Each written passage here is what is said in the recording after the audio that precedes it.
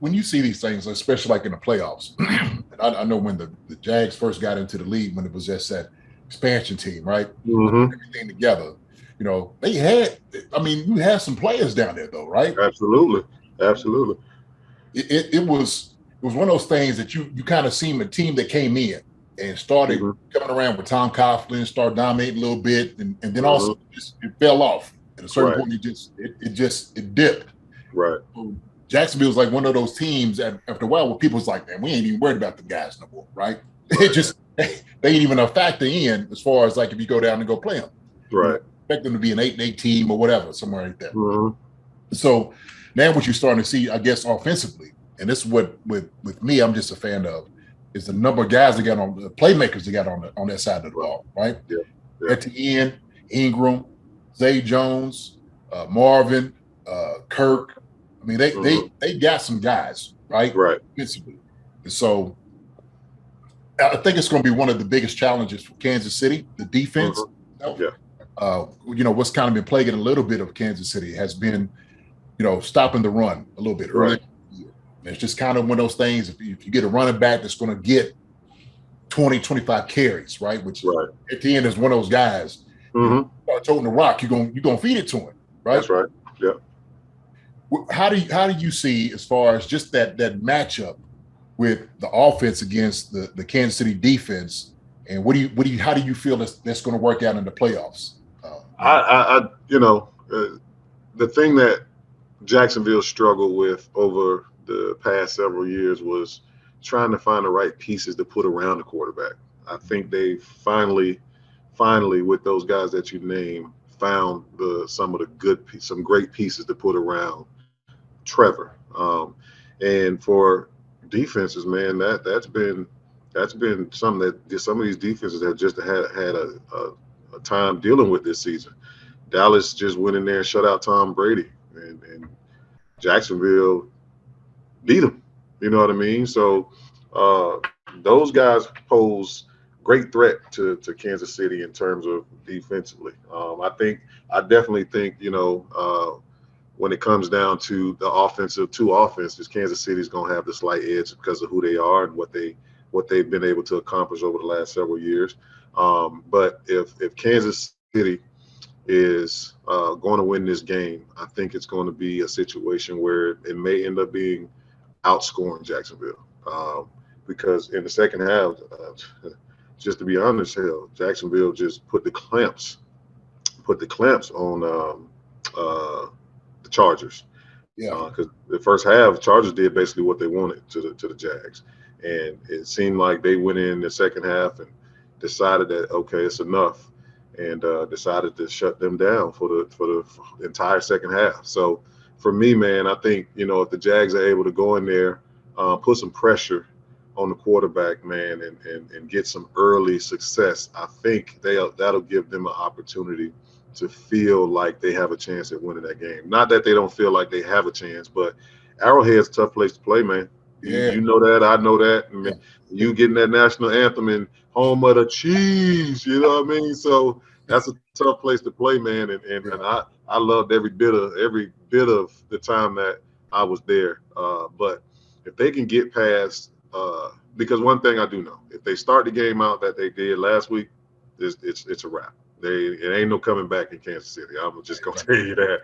But the matchup says that it's going to be an offensive game, and the defense that figures it out first, I think, will end up being the team that wins the game. And the defense that's able to get the key stops in key situations is the team that's going to win the game. But it's tough to predict right now because you just don't know.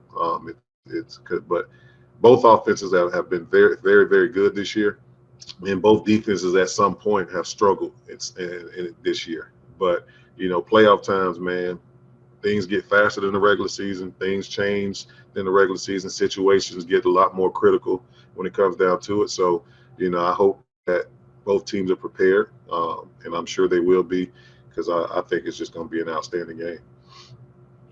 Yeah, just to watch how they decimated that lead, that the Chargers had.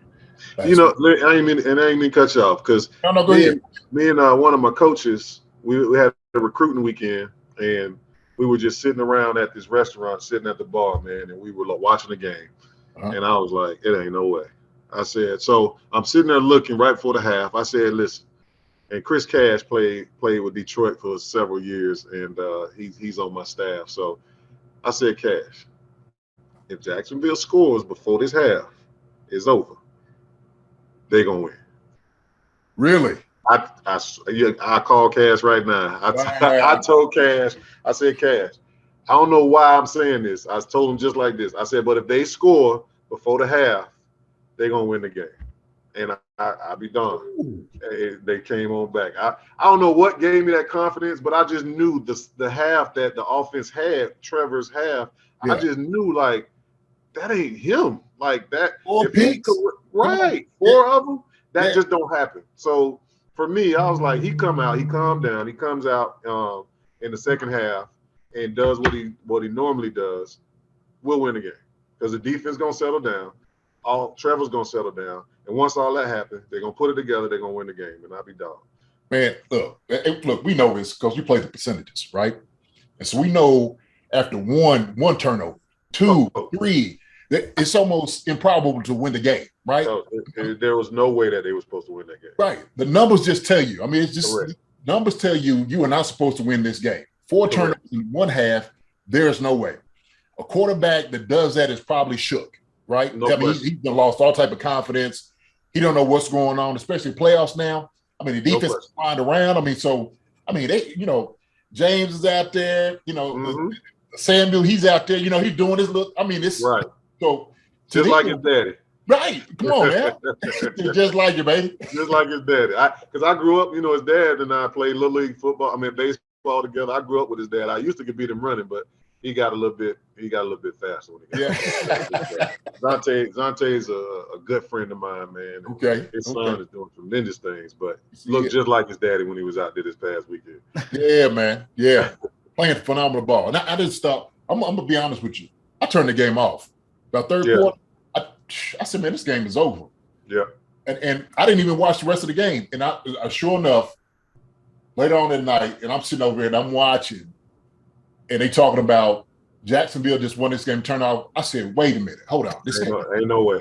Ain't no way. Right. And I'm sitting over there like, no, wait. And I'm going, Twitter, check it out.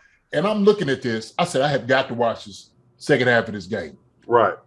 And when you're talking about mistake-free, just going in, playing detail ball, stepping back there, just making throws. I mean, it was methodical how they went through it, right? It was. Masterful, man.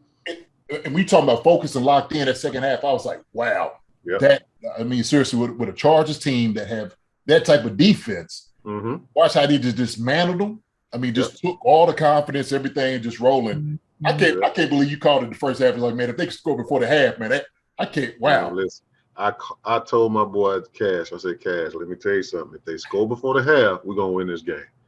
I'll be dog, man. I'll be dog. Trevor put it together, man. Defense found a way and settled down, man, and they got the job done. They made the plays that needed to be made in those key situations, and that's all football is, situational football. And one thing about that mo, we know once that mo go the other way, boy, it ain't no stopping it because it's like an avalanche. You know what I mean? So that momentum is something different, something crazy, man. And it wasn't even like the Chargers, like it ain't like they got conservative in their play calling either. Not at all. Not at all.